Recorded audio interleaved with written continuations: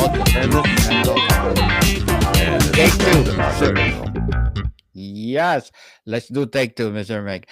Okay. Hi, I'm Daniel Lucas, And this is Meg, the Doctor of Digital. and welcome to Mental Health. Mental Health is created for our mental health awareness. Another week, another great episode. The Hidden Cost of Stardom, consequences of being a pioneering female artist. This is about Connie Francis, who we had talked about in another episode, Music 101, but she had some issues to deal with mentally, and it reminds me of so much of some other famous stars that we've also talked about. That is Brian Wilson and Ozzy Osbourne. This is a deep dive into fame, gender, and mental health through the lens of one of America's most successful and most vulnerable pop stars, Connie Francis.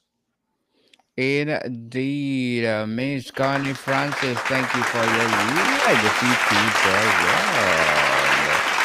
So, Mr. Nick, did she find fame early? When Connie Francis stepped onto the stage at the Copacabana in 1958, she wasn't just another pretty face with a pleasant voice. At 19, she had already climbed to the top of the charts with Who's Sorry Now, becoming one of the first female artists to achieve true crossover success in the emerging pop landscape of the late 1950s. Her powerful voice could handle everything from tender ballads to upbeat rockers, and her multilingual recordings made her an international sensation. She seemed to have everything: fame, fortune, and a bright future stretching endlessly ahead. But behind the sequin gowns and radiant smile lay a story that would become all too familiar in the decades that followed. The tale of a young woman whose success came at an enormous personal cost. Francis's life reveals the particular vulnerabilities faced by female artists in an era when mental health was barely understood, when women had limited autonomy over their careers and personal lives, and when the entertainment industry offered little protection for its most valuable assets. Her story matters today not just because a cautionary tale about the price of fame, but as a window into understanding how systemic issues, gender discrimination, inadequate mental health care, and the absence of support systems can affect even the most successful among us. For those of us grappling with our own mental health challenges, Francis's journey offers both sobering recognition and unexpected hope. In conclusion, understanding her pioneering career requires examining the unique psychological pressures she faced as one of the first women to achieve major success in the male dominated music industry. What made it so difficult for Connie Francis to succeed as a female artist in the 1950s and early 1960s, Mr. Meg? The music industry of the 1950s and early 1960s was overwhelmingly dominated by the status quo: executives, producers, performers, and decision makers at every level. Yet, Americans were open minded, disagreed with the powers that be, and embraced the young singer. Due to the bias against Italians, the young lady had to change her name to succeed in the music business. When Connie Francis, born Concetta Rosa Maria Franconero, entered this world as a teenager, she wasn't just pursuing a career, she was pioneering a path that few women had successfully navigated. The psychological pressure of being a trailblazer is something we're only beginning to understand today. Modern research shows that individuals who break new ground in their fields often experience what psychologists call pioneer stress, the unique mental burden that comes with constantly having to prove yourself, facing skepticism and resistance, and lacking role models or mentors who share your experience. For Francis, this stress was compounded by the rigid expectations and bias against Italians of her era.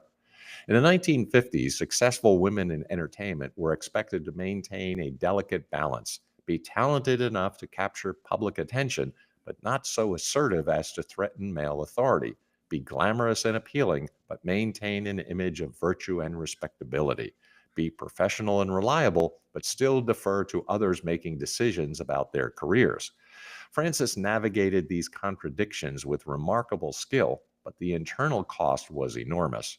Her early interviews reveal a young woman acutely aware of her precarious position. She spoke carefully about her ambitions, always emphasizing her respect for traditional values while pursuing decidedly non traditional goals.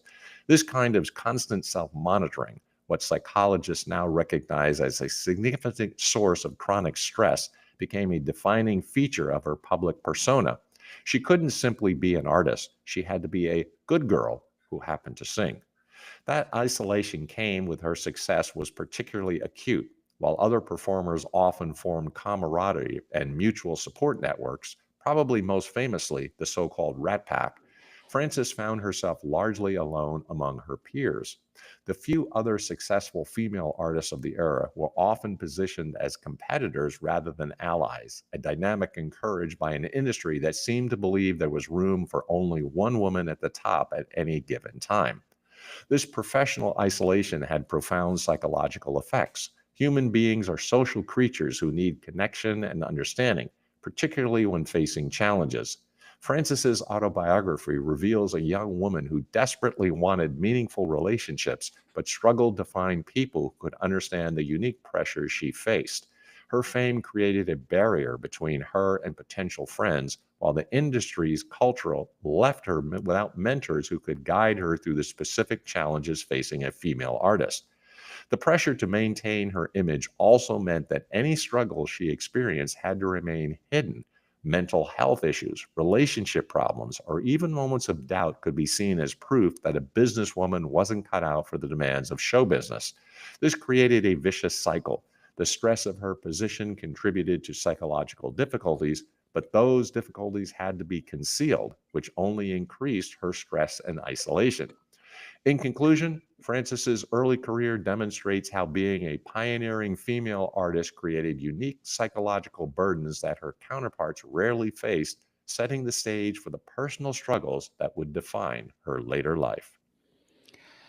How did her father control over her personal life affect her mental health and relationships, Mr. Mag?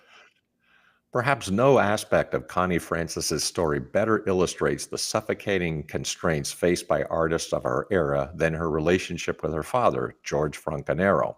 In this regard, she was similar to Brian Wilson of the Beach Boys. While George had been instrumental in launching his daughter's career, driving her to auditions, negotiating contracts, and providing the push she needed to pursue her ambitions, his support came with strings attached that would ultimately prove devastating to her psychological well being.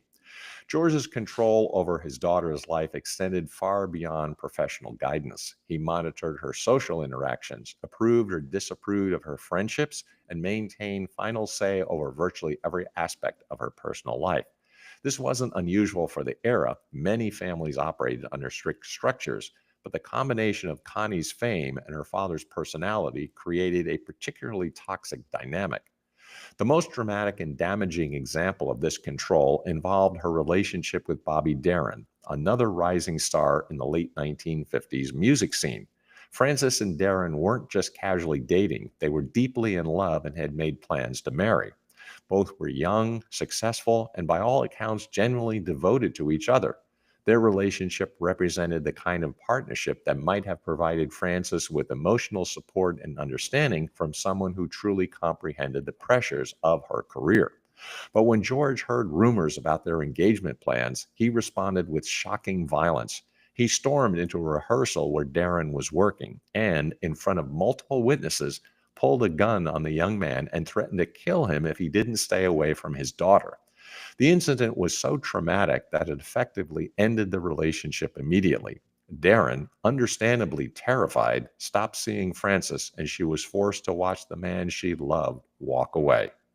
The psychological impact of this incident cannot be overstated. Frances lost not just a romantic relationship, but potentially the most significant emotional support system in her life. She was forced to choose between defying her father, which had meant losing her career management and family support, or accepting his decision about whom she could love. The message was clear. Her personal happiness was secondary to her father's approval and control. This dynamic created what psychologists now recognize as learned helplessness, a psychological condition where an individual learns to accept conditions they cannot control, even when change becomes possible later. Francis internalized the message that she couldn't trust her own judgment about relationships, that her emotional needs were less important than maintaining family harmony, and that love itself was something that could be taken away by business authority. The trauma of losing Darren was compounded by the isolation it created. Not only did she lose a romantic partner, but she also lost someone who could have understood the unique pressures of her career. Artists of the era often found spouses who supported their careers while managing the domestic sphere, while artists like Francis faced the opposite expectation. They were expected to prioritize family authority over their professional ambitions. George's control extended to other relationships as well. He vetted potential suitors, disapproved of friendships he deemed unsuitable, and maintained such tight oversight that Francis struggled to develop the independent social skills that most young adults acquire naturally. This created a vicious cycle. His control made her more dependent on his guidance, which justified even greater control in his mind. The psychological literature is clear about this long-term effects of this kind of controlling relationship. Children who grow up under excessive family control often struggle with decision making, have difficulty trusting their own judgment, and may seek out relationships that replicate familiar patterns of control and dependency. They may also experience chronic anxiety, depression, and a persistent sense that they're not capable of managing their own lives. For Frances, these effects were magnified by her public position. While most young artists of her faced some degree of family control, few had to navigate these dynamics while maintaining a public persona and managing a demanding career. The cognitive dissonance between her public image as a successful independent artist and her private reality as someone whose personal choices were controlled by her father created additional psychological strain. In conclusion, her father's control not only cost her the love of her life, but also undermined her ability to develop healthy relationships and autonomous decision making skills, creating vulnerabilities that would compound the trauma she would face later. So, Mr. Meg, what were the major traumatic events that led to her mental health crisis? The 1970s brought a series of catastrophic events that fundamentally altered the trajectory of Connie Francis's life and mental health. By this point, she had already weathered decades of professional pressure and personal constraints, but nothing had prepared her for the devastating trauma that was about to unfold. On November 8, 1974, Francis was staying at the Westbury Motor Inn in New York after performing at a nearby venue. She had taken what she thought were basic security precautions, requesting a room away from the main thoroughfare, keeping her door locked, and maintaining the privacy about her whereabouts that had become second nature after years in the public eye. But in the early morning hours, an intruder broke into her room and brutally raped her. The attack was not just a single violent incident, but a prolonged nightmare that lasted several hours. The perpetrator, who was never caught, subjected Frances to physical and psychological torture that left her with injuries requiring medical treatment and trauma that would affect every aspect of her life for decades to come. The attack shattered her sense of safety in the world and marked the beginning of a mental health crisis that nearly cost her life. The immediate aftermath of the assault reveals the inadequate support systems available to trauma victims in the 1970s. Frances was treated for her physical injuries, but the psychological impact was largely ignored or misunderstood by the medical professionals she encountered. Post traumatic stress disorder wouldn't be formally recognized as a diagnostic category until 1980, 6 years after her assault. The flashbacks, nightmares, hypervigilance, and overwhelming anxiety she experienced were often dismissed as nervousness or hysteria. The societal response to sexual assault in the 1970s were particularly brutal for someone in Frances's position. Victim blaming was routine, and questions about what she had done to invite the attack were common. As a public figure, she faced additional scrutiny and judgment. Some suggested her celebrity lifestyle had somehow contributed to the assault, while others questioned whether the incident was as serious as she claimed. The victim blaming has a devastating psychological impact. Research shows that social support is one of the most crucial factors in recovering from trauma, but Frances found herself facing skepticism and judgment rather than understanding and compassion. The isolation she had already experienced due to her fame became even more pronounced as she struggled to process what had happened to her. The trauma was compounded by her existing vulnerability. Years of family control, professional pressure, and social isolation had already compromised her psychological resilience. The assault didn't happen to a person with strong support systems and healthy coping mechanisms. It happened to someone who was already struggling with the cumulative effects of chronic stress and limited autonomy. 7 years later, in 1981, Frances faced another devastating loss when her brother George Jr. was murdered. George Jr. had been one of the few people who truly understood her world, having grown up alongside her career and witnessed the pressures she faced.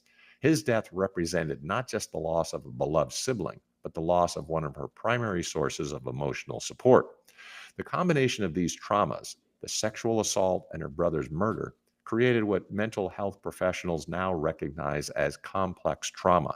Unlike a single traumatic incident, complex trauma involves multiple devastating events that overwhelm an ability of the individual to cope. The symptoms are more severe and persistent than those associated with single incident trauma, and recovery is significantly more challenging. Frances began experiencing severe depression, anxiety, and what she later described as complete mental breakdown. She withdrew from performing, had difficulty leaving her home, and struggled with basic daily activities. The vibrant, confident performer who had once commanded stages around the world found herself unable to face the outside world.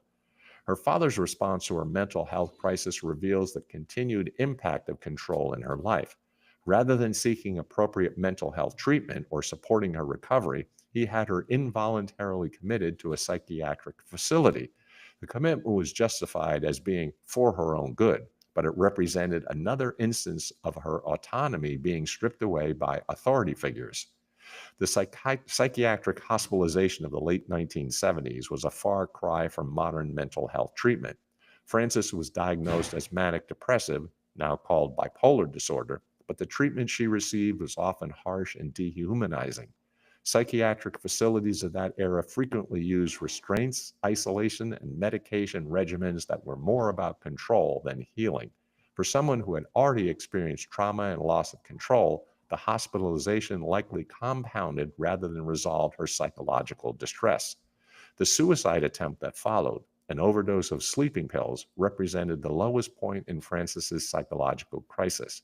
She had reached a place where the pain of living seemed unbearable, where the combination of trauma, grief, and ongoing mental health struggles had overwhelmed her ability to see any possibility of recovery or happiness. In conclusion, the devastating combination of sexual assault, her brother's murder, and inadequate mental health treatment created a perfect storm that nearly destroyed her, demonstrating how multiple traumas can compound to overwhelm even the strongest individuals. Mr. Mick, so tell us, what do her multiple marriages reveal about trauma's impact on relationships? Well, this is where we can talk about her personal pain that she transformed into advocacy. What happened in Connie Francis's story offers profound insights into resilience, recovery, and the transformation of personal pain into purposeful action. Rather than remaining a victim of the circumstances that nearly destroyed her, Francis began a gradual journey toward becoming one of America's most visible advocates for crime victims and mental health awareness. The turning point came when she decided to sue the Westbury Motor Inn for their security failures that had enabled her assault. This wasn't simply about financial compensation, though the eventual $2.5 million settlement was significant, but about taking back some measure of control over her narrative and holding institutions accountable for protecting their guests. The legal battle was grueling and re traumatizing in many ways. Frances had to relive the details of her assault in depositions and court proceedings, facing hostile questioning from defense attorneys who sought to minimize the hotel's responsibility. But the process gave her a sense of agency she hadn't felt since the attack. For the first time in years, she was fighting back rather than simply enduring.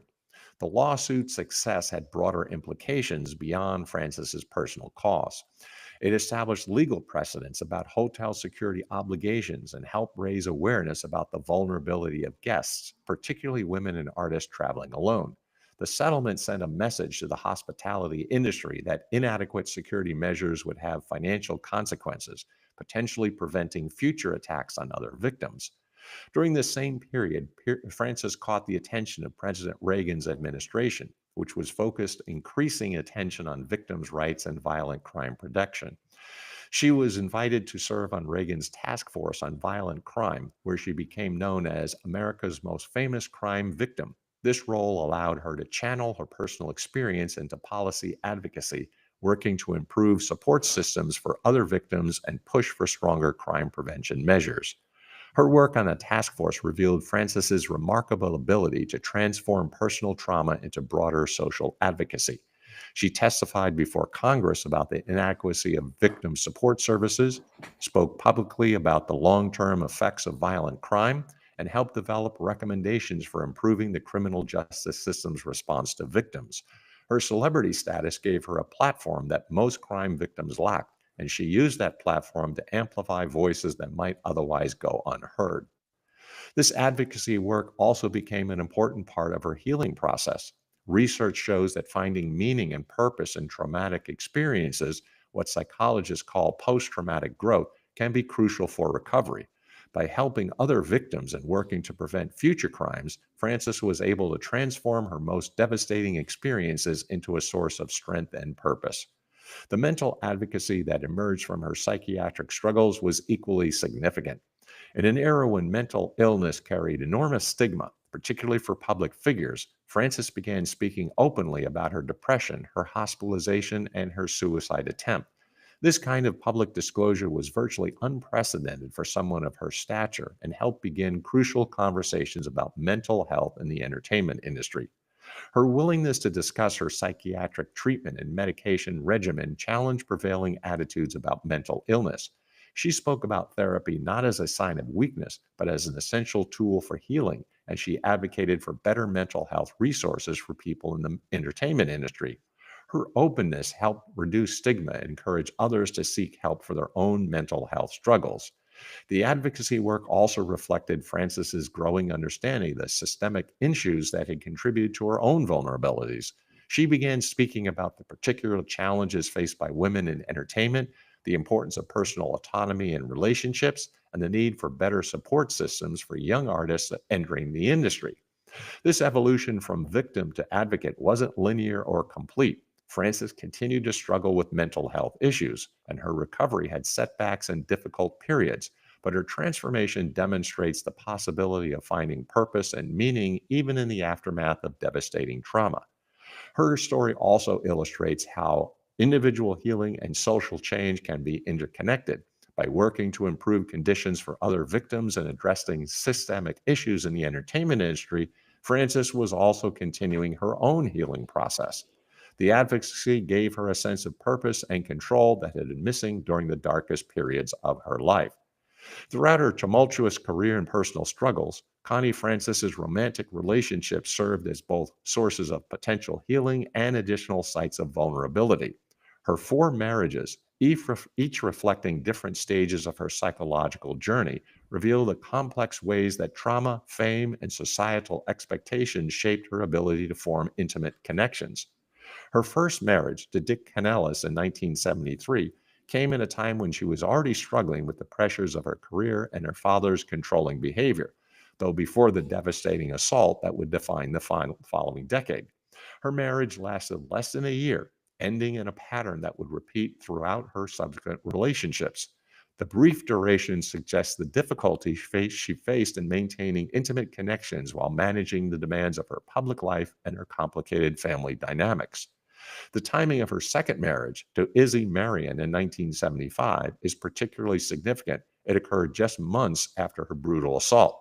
While the relationship may have represented an attempt to reclaim normalcy and intimacy after trauma, it also reveals the challenge of forming healthy relationships while still processing devastating psychological wounds. The marriage ended quickly, likely reflecting the reality that neither partner was equipped to navigate the complex aftermath of her trauma. Her third marriage to Joseph Garzilli in 1978 holds special significance in Frances's own assessment of her romantic life. Years later, she would say Garzilli was the only one of her husbands who was worth the trouble, suggesting that this relationship provided something her others had lacked. The marriage occurred during a period when she was beginning to process her trauma more actively and develop advocacy work that gave her life new purpose. What made Garzilli different? Francis's later comments suggest he provided genuine emotional support and understanding during some of her darkest periods. Unlike her other relationships, which occurred during times of acute crisis or before she had developed the self awareness that came with therapy and advocacy work, this marriage may have benefited from her growing psychological insight and his apparent ability to support her healing journey. The fourth marriage, to Bob Parkinson in 1985, came after she emerged as a crime victim advocate in her successful lawsuit. By this point, Frances had developed a stronger sense of her own worth and needs, but the relationship still didn't last. This pattern of brief marriages reflects not just personal incompatibility, but the broader challenges faced by trauma survivors in forming lasting intimate bonds. The psychological literature on trauma and relationships helps explain these patterns. Sexual assault survivors often struggle with trust, intimacy, and the vulnerability required for lasting partnerships. The trauma can create hypervigilance about safety, difficulty with physical intimacy, and challenges in distinguishing between healthy and potentially dangerous partners.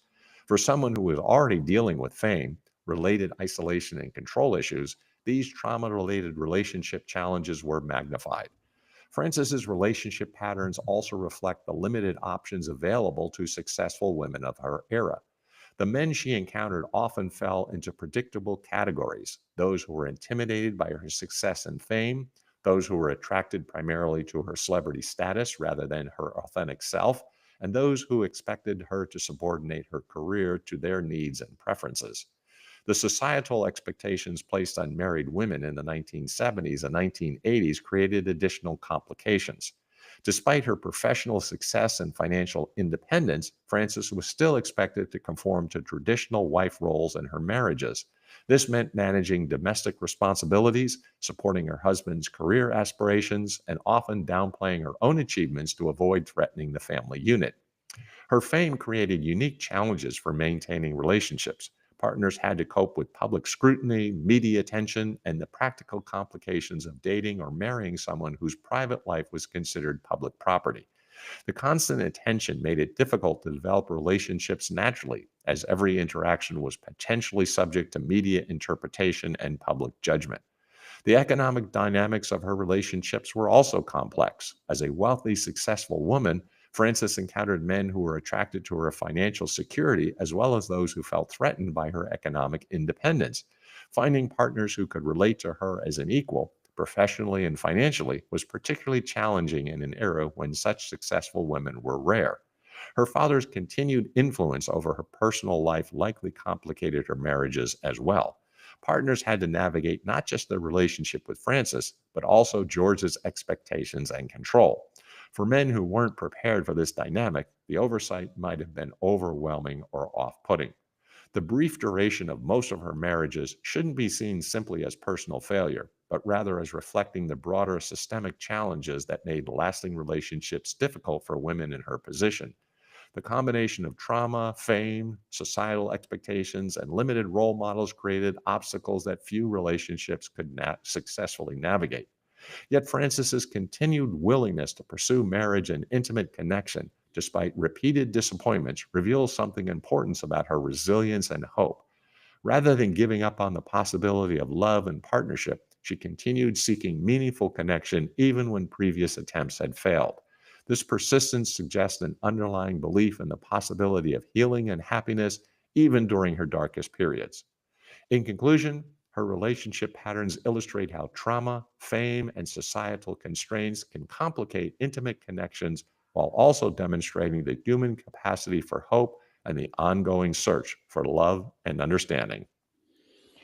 Mr. Mick, how did the mental health treatment in her era compare to what's available today? The evolution of mental health understanding and treatment between Connie Francis's era and today provides crucial context for appreciating both her struggles and her remarkable resilience. When Francis first experienced mental health crises in the 1970s, the psychiatric establishment operated under fundamentally different assumptions about mental illness, trauma, and recovery than we hold today. In the 1970s, mental health treatment was heavily influenced by outdated theories that often blamed patients for their conditions. Depression was frequently attributed to character flaws, weakness, or moral failing rather than being understood as a legitimate medical condition. For women, especially, mental health struggles were often dismissed as hysteria or attributed to hormonal issues, with treatments that reflected these biased assumptions. The concept of post traumatic stress disorder didn't exist in mainstream psychiatry when Frances was assaulted in 1974. The symptoms she experienced, flashbacks, nightmares, hypervigilance, anxiety, and depression, were often treated as separate issues rather than understood as normal responses to extraordinary trauma. This meant that her treatment focused on symptom management rather than trauma processing, likely prolonging her suffering and impeding her recovery. Psychiatric hospitalization in that era was often punitive rather than therapeutic. Facilities frequently use restraints, isolation, and medication regimens designed more to control patients than to promote healing. The power dynamics were extremely hierarchical, with patients having little say in their treatment and limited rights to refuse interventions. For Francis, who had already experienced significant loss of control and autonomy, this approach likely compounded rather than addressed her psychological distress. The medications available for mental health treatment in the 1970s were also far more limited and had more severe side effects than modern alternatives. Antidepressants like tricyclics could be effective, but often cause significant weight gain, sedation, and often uncomfortable effects that made daily functioning difficult. The newer classes of medications that are commonly used today weren't available, leaving patients with fewer options for managing their symptoms while maintaining quality of life. There are newer classes of medications commonly used to treat depression and anxiety disorders more effectively. Perhaps most significantly, the understanding of trauma's long term effects was extremely limited. The concept that traumatic experiences could fundamentally alter brain chemistry and neural pathways wasn't yet established. Instead, trauma survivors were often expected to get over their experiences quickly and were viewed as weak or attention seeking if they continued to struggle months or years after an incident. The stigma surrounding mental health treatment was also far more pronounced in Francis's era. Seeking therapy or psychiatric treatment was often seen as shameful, and public figures who disclosed mental health struggles risked significant damage to their careers and public image. The stigma meant that many people, including Francis initially, suffered in isolation rather than seeking help or speaking openly about their experiences. Today's understanding of mental health presents a dramatically different landscape. We now know that mental health conditions are medical issues influenced by genetics, brain chemistry, life experiences, and environmental factors, not moral failings or character weaknesses. This shift in understanding has led to more effective, compassionate treatments and reduced stigma around seeking help. Modern trauma treatment emphasizes the importance of processing traumatic experiences rather than simply managing symptoms.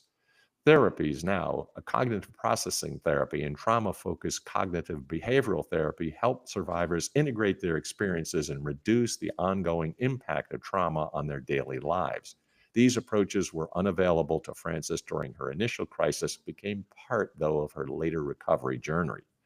The range of available medications has expanded dramatically, offering patients more options for finding treatments that work for their specific conditions without intolerable side effects. Perhaps most importantly, our understanding of recovery has evolved from a model focused on managing illness to one that emphasizes growth, resilience, and post traumatic healing. We now recognize that people can not only recover from mental health crises, but can actually develop greater strength and wisdom through the process of healing. The rise of peer support movements and mental health advocacy has also created community resources that didn't exist in Francis's era. Survivors of trauma and people with mental health conditions can now find support systems, online communities, and advocacy organizations that provide understanding and practical assistance. Francis's later emergence as a mental health advocate helped bridge these two eras of understanding. By speaking openly about her experiences with depression, hospitalization, and recovery, she helped reduce stigma and encourage others to seek help. Her advocacy work contributed to the broader cultural shift towards viewing mental health as a legitimate medical concern deserving of compassion and proper treatment.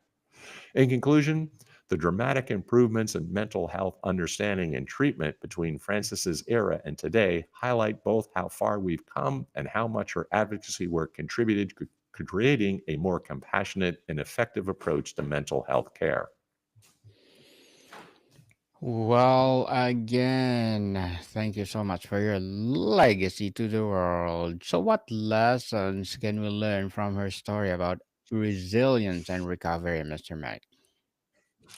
The story of Connie Francis offers profound insights for anyone struggling with mental health challenges, trauma, or the feeling that success could somehow protect us from psychological pain.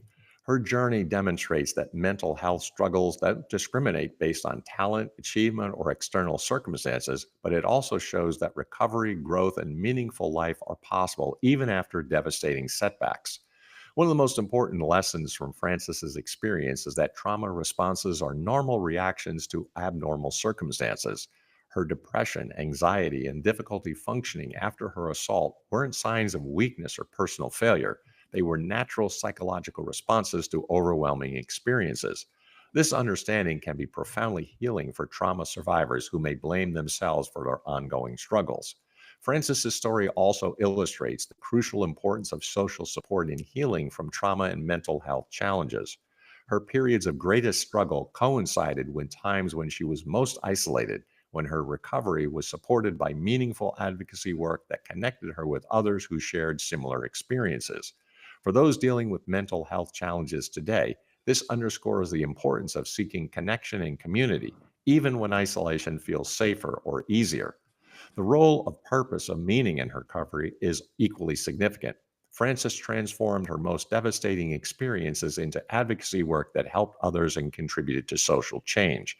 This doesn't mean that all trauma survivors need to become public advocates, but it does suggest the healing power of finding ways to use our experiences to help others or contribute to causes we care about. Her advocacy work also demonstrates the importance of speaking truthfully about mental health struggles.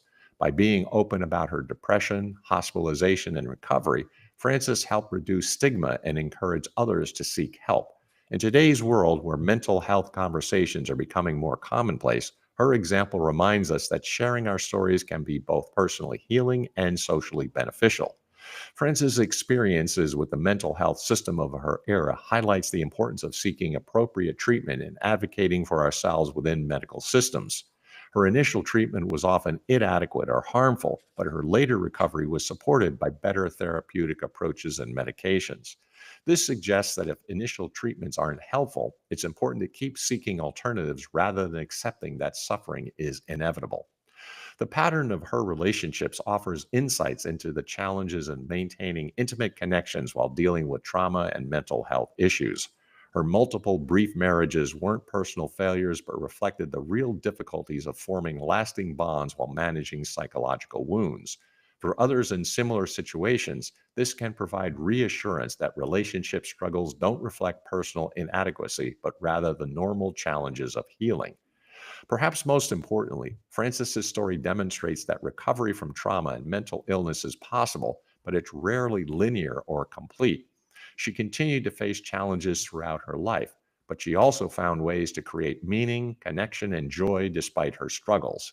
Her example suggests that the goal isn't to eliminate all psychological pain or return to some imagined previous state, but rather to develop the resilience and find ways to live fully while managing ongoing challenges.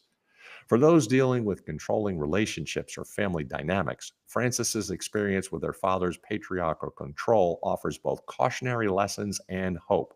Her story shows how controlling relationships can compound trauma and mental health struggles, but it also demonstrates that it's possible to develop autonomy and healthy boundaries even later in life. Her advocacy work reminds us that individual healing and social change are often interconnected. By working to improve conditions for other victims and address systemic issues in the entertainment industry, Frances was also continuing her own mental health healing process.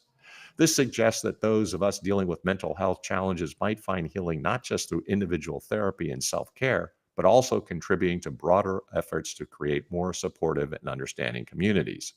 In conclusion, Francis's journey from devastating trauma to meaningful advocacy demonstrates that resilience is possible, that healing can happen even after the darkest periods, and that our struggles can ultimately become sources of strength, not just for ourselves, but for others who face similar challenges.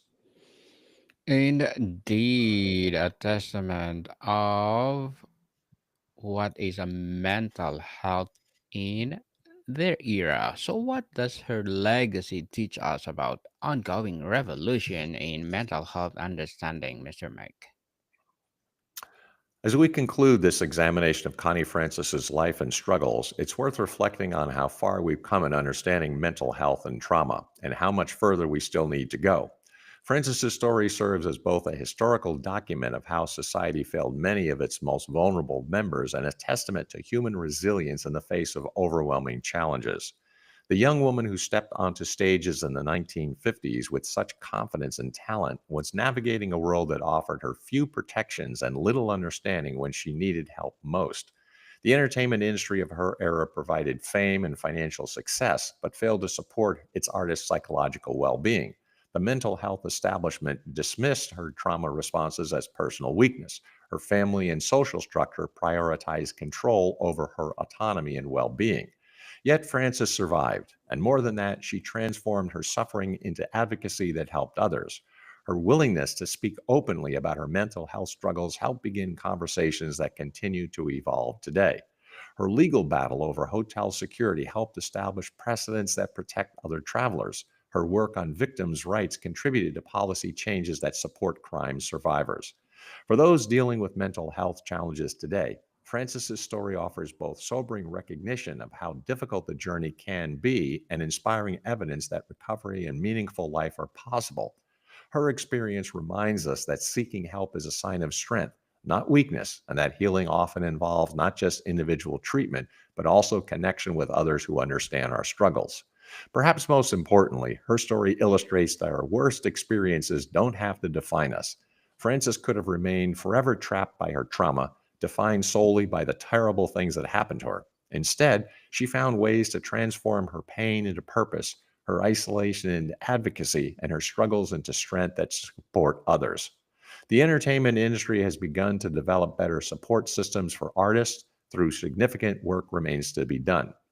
Mental health treatment has evolved dramatically, offering more effective and compassionate approaches to trauma and psychological distress. Society's understanding of gender dynamics and the particular vulnerabilities faced by women in male dominated industries continues to develop. But these improvements didn't happen automatically. They were fought for by people like Francis who are willing to speak truthfully about their experiences, challenge inadequate systems, and work for change that would benefit others. Her legacy reminds us that individual healing and social progress are interconnected, and that those of us who have struggled with mental health challenges have unique insights and strengths to contribute to creating a more understanding and supportive world. The girl from Newark who became an international star, survived devastating trauma, and emerged as a powerful advocate shows us that our stories don't end with our struggles. Even in our darkest moments, the possibility remains for recovery, growth, and transformation that can not only heal our own wounds, but help heal the wounds of others. In conclusion, in a world that still too often fails to support those dealing with mental health challenges, Connie Francis's example reminds us that resilience is possible, healing is achievable, and hope is always worth holding on to. Very well said, Mr. Mike. Very well said. Yes, people hope is always in the corner, and the hidden cost of stardom of Connie Francis, and the price of being pioneering female artists unravels the glittering facades of fame to reveal the struggles and sacrifices endured by one of the music's most iconic voices. So, Mr. Maker, would you like to plug in something? Thanks for the opportunity. Write the book, grow the business. Connect with me on LinkedIn, GMIC, the Doctor of Digital Smith, PhD. Listen to the Doctor of Digital podcast, and I got a couple volumes on Amazon, Burning America and On Track, Ian Hunter. Yes, people, let's support Mr. Make, Dr. Digital. Because if you support him more, for sure, more and more empowering books to come, more and more empowering authors will rise. And please do listen to our Music 101 wherever you listen your podcast. So, Mr. Bank, thank you so much for your time. Thank you, my friend. Until next time, a day is full. Moticon people, see you soon.